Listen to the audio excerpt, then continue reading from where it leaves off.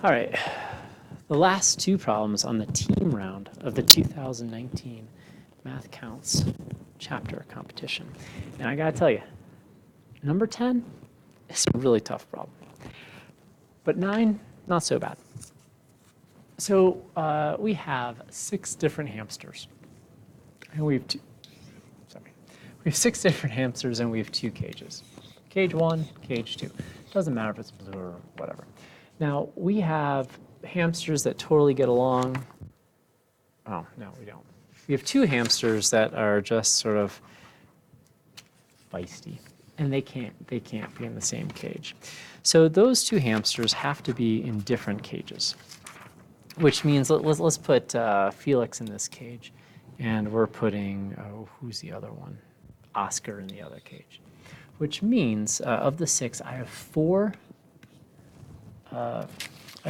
more hamsters, and I have to choose 2 of them.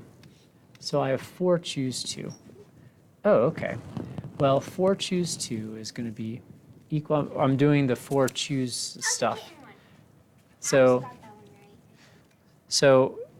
we're doing 4C2. So this is shorthand for 4 choose 2. So this is equal to 4 factorial divided by 2 factorial divided by 2 factorial. You'll remember that the equation is n choose r is equal to n factorial over n minus r factorial times r factorial. And so using this, we're going to get 4 times 3 times 2 factorial divided by 2 factorial. Well, that just cancels out. And we have another 2 factorial, which is this 2 times 1, which is 2. So that means we have 6 different ways of making this happen. But wait a second. I can also switch Oscar and Felix, can't I? So if there are 4 ways of having Felix here and Oscar here, or sorry, if there are 6 ways of having Felix and Oscar there, then I have another 6 when I flip these 2. So 6 plus 6 is 12. So I have 12 different ways. Now this last problem, here we go. This last problem is a doozy of a problem. Yes, I know I sound like a boomer. I'm not a boomer. What's a boomer? A boomer is, so there's a generation called the baby boomer generation. Are they younger than you? No, Oh. they're much older. That's like Papa's generation. So no, I'm not a boomer. Oh, so that's why Campbell's talking about that okay boomer thing. That's exactly right. It's an insult. There's nothing wrong with baby boomers. It's just if you're, a good several decades younger than a baby boomer, you don't want to be called that. All right, so sorry for listening to that discussion. I'm sure you feel more enlightened. So we have a triangle, and I'm going to just for funsies make it a right triangle. And I'm going to call this triangle A, Whoa. really, B, C. And this is a random triangle, so I'm going to make the triangle any triangle that I want. And it'll work for any triangle that you draw, but I'm going to draw a specific triangle. I'm going to draw a Pythagorean triple triangle, a 3, 4, 5 right triangle. But 3, 4, and 5 has 2 of the 3 numbers as prime numbers. So I don't want to use 3, 4, 5. I'm going to use a scale factor of 10. And so I'm going to have a 30 by 40 by 50 right triangle. And it goes on to tell us that we have this point P along AB. Let's just call it here. And PB over PA is equal to little a. What? So this segment, well, hold on a second. This segment divided by this segment has to equal a, okay? We're going to save that piece for later. That's the piece that really got me confuzzled. And then point Q is along this side length, where this piece here divided by this piece here has to be 1/4 or smaller, 1/4 or smaller. And I'm going to call this Q. All right, there's a lot going in on this problem. So I got triangles, which when I see triangles, especially right triangles, I'm thinking Pythagorean theorem.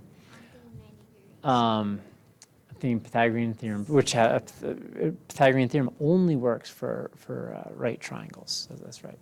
And I'm also, and then it also says that the area of this segment here, I'm going to erase this in a moment, is half the total area. Well, that means the area of this segment has to be half of the total, and the total is 40 times 30 divided by 2, so that's 600, so half of 600 is 300. So I know that this area is 300. So, that's helpful to know these distances and make it a right triangle. That makes life much better. But Why did you choose a right triangle? because then I can start using the Pythagorean theorem. Well, if we don't know what Well, you should know what the Pythagorean theorem, because everybody knows the Pythagorean theorem. we haven't learned it yet. Well, do you know what the Pythagorean, that's the problem with sixth graders. Sometimes they don't know the Pythagorean theorem. Well, okay, the Pythagorean theorem says that a squared plus b squared is equal to c squared, where c is the longest side length, and a and b are the other two side lengths, the two legs. So you can find the side length of a triangle that's missing if you know the other two side lengths of the triangle, and the triangle is a right triangle. This only works for right triangles.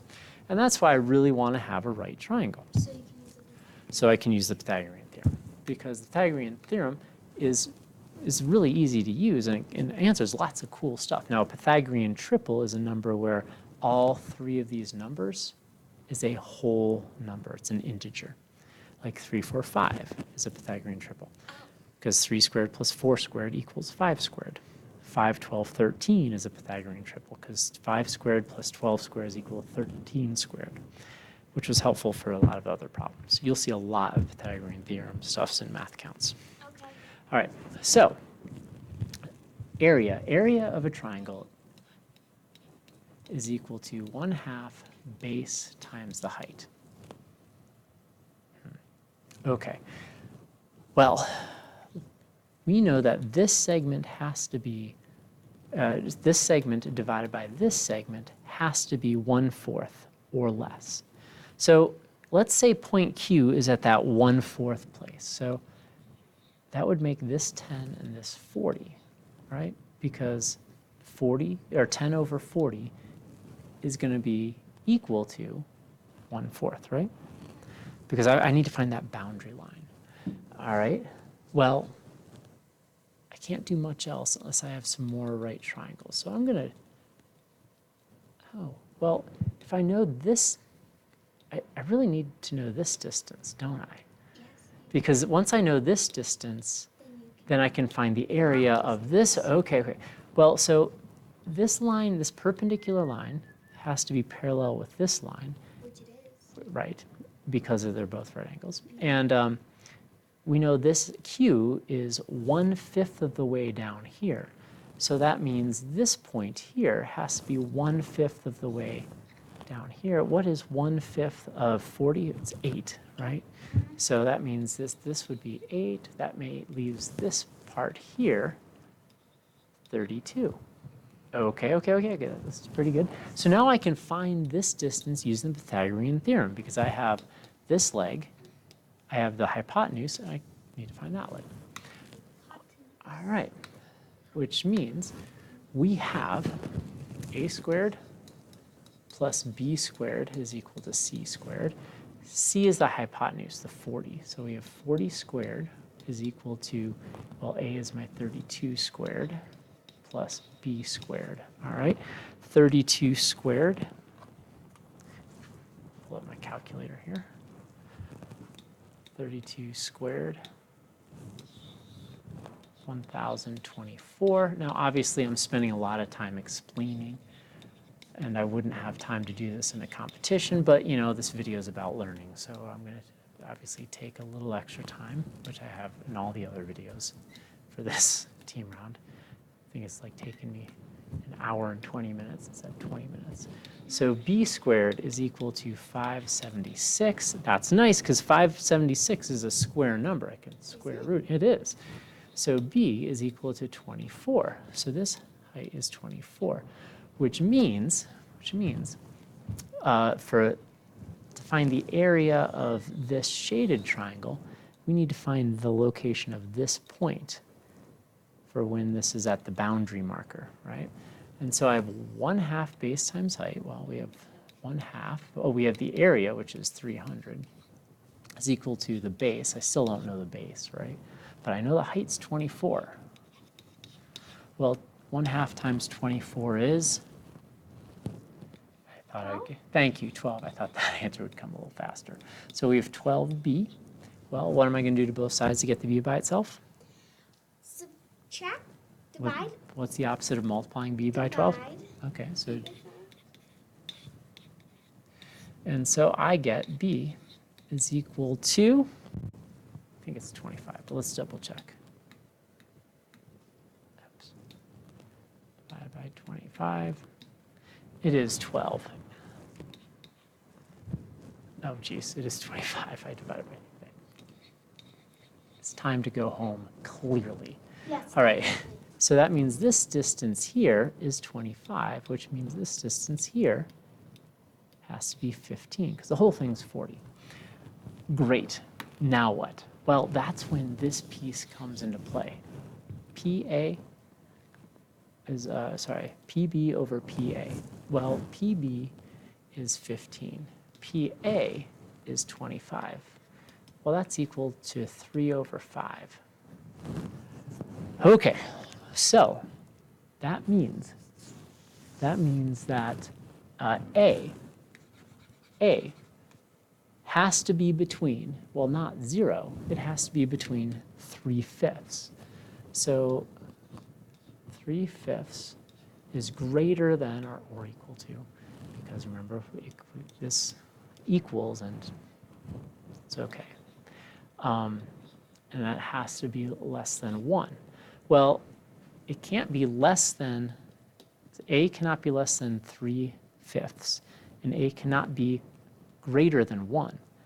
Well, how much is left over if we're going from 2/5? And there's our answer. The probability of making this work is 2/5. I know, that problem's a beast.